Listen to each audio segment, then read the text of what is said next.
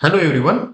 Last व्हिडिओमध्ये आपण discuss करत होतो की ॲथलेट्स हे हॅमर थ्रो किंवा डिस्क थ्रो करायचे असेल तर ते स्वतःभोवती एक रोटरी मोशन करतात किंवा स्वतःभोवती ते काय करतात, एक सर्क्युलर मोशन करतात आणि सर्क्युलर मोशन करून एका पर्टिक्युलर पोझिशनला आल्यानंतर ते काय करतात, तो ऑब्जेक्ट, मग तो स्पेरिकल बॉल असेल किंवा ती डिस्क असेल, ती काय करतात, ते थ्रो करतात.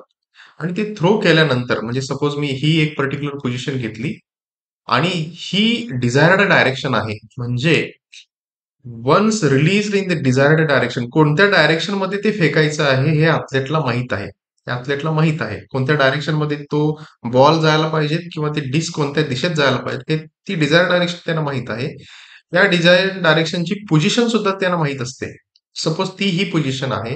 ह्या पोझिशनला ॲथलेट ज्यावेळी तो ऑब्जेक्ट फेकेल, थ्रो करेल, त्यावेळी तो ऑब्जेक्ट जी डायरेक्शन फॉलो करेल किंवा जो पाथ फॉलो करेल, तो पाथ कसा असेल, हा स्ट्रेट लाईन पाथ असेल.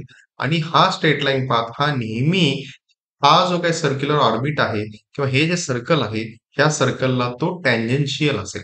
बरोबर, तेच इथे मेन्शन केलेलं आहे. Once release in desire direction, hammer or disc move in a direction in which it was moving at the time it was release. ज्या पर्टिक्युलर टाइमला, सपोज हा एक पर्टिक्युलर पोझिशन आहे, त्या पर्टिक्युलर टाइमला तो ऑब्जेक्ट ज्या डायरेक्शन मध्ये होता, त्या डायरेक्शन मध्येच काय केलं जातं, तो ऑब्जेक्ट फेकला जातो. तो ऑब्जेक्ट थ्रो होतो. त्या स्ट्रेट लाईन पाथ मध्ये तो ऑब्जेक्ट जातो.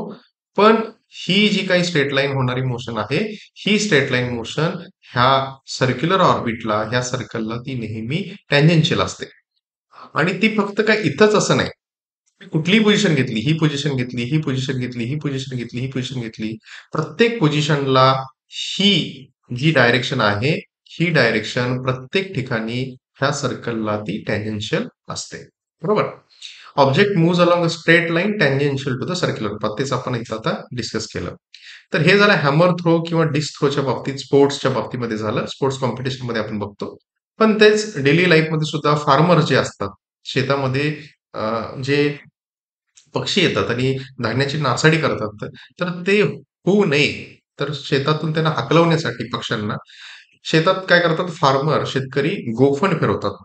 तर ते गोफण फिरवणं हे सुद्धा एक प्रकारे युनिफॉर्म सर्क्युलर मोशन क्रिएट करण्यासारखं आहे. गोफण मध्ये इथं एक दगड असतो आणि तो दगड म्हणजेच काय आहे, ऑब्जेक्ट आहे.